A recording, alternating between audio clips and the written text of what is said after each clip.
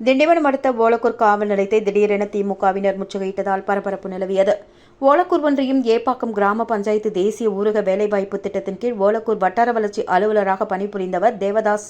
இவர் உத்தரவின் பேரில் சிமெண்ட் ரோடு, கல்வெட்டு உட்பட 7 பணிகள் ஏப்பாக்கம் ஊராட்சி செயலாளரிடம் ஒப்படைக்கப்பட்டது. இந்த பணிகள் ஒதுக்கீடு குறித்து திமுகவை சேர்ந்த ஒன்றிய சேர்மன் சொக்கலிங்கம் உட்பட ஒன்றிய கவுன்சிலர்கள் கவனத்திற்கு வரவில்லை என்று கூறப்படுகிறது.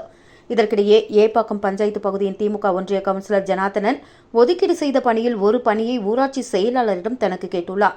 இதற்கிடையே ஒன்றிய கவுன்சிலர் சாலை போடுவதற்காக கடந்த 4 நாட்களுக்கு முன்பு ஏப்பாக்கம் கிராமத்தில் ஜல்லி கொட்டியுள்ளார்.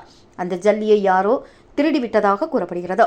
இதுகுறித்து ஒன்றிய கவுன்சிலர் ஜனார்த்தனன் ஓலக்கூர் காவல் நிலையத்தில் ஜல்லி காணாமல் போனது குறித்து ஏப்பாக்கம் பஞ்சாயத்து தலைவர், ஊராட்சி செயலாளர் உட்பட 3 பேர் மீதும் புகார் அளித்தார். இந்த பிரச்சினை தொடர்பாக இரு தரப்பினருக்கும் வாய் தகராறு நிலவியதை அடுத்து இன்று காலை திமுக ஒன்றிய கவுன்சிலர் ஜனார்த்தனன் கொடுத்துள்ள புகார் மீது நடவடிக்கை எடுக்காததை கண்டித்து ஓலக்கூர் ஒன்றிய சேர்மன் சொக்கலிங்கம் தலைமையில் துணை சேர்மன் ராஜாராம், ஒன்றிய கவுன்சிலர் அண்ணாதுரை உட்பட நிர்வாகிகள் ஓலக்கூர் காவல் நிலையத்தை முற்றுகையிட்டு பிரச்சினையில் ஈடுபட்டனர். திமுக நிர்வாகிகள் மத்தியில் ஓலக்கூர் போலீசார் பேச்சுவார்த்தை ஈடுபட்டு நடவடிக்கை எடுப்பதாக உறுதி அளித்ததை தொடர்ந்து அவர்கள் அங்கிருந்து கலைந்து சென்றனர்.